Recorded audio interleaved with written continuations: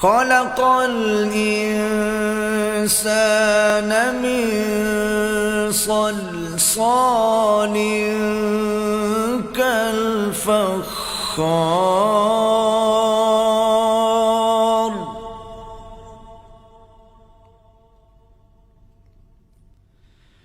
وخلق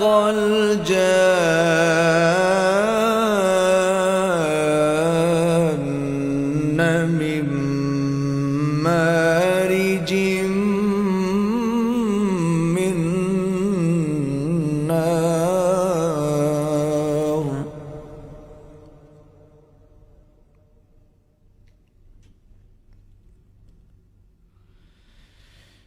فبأي آلاء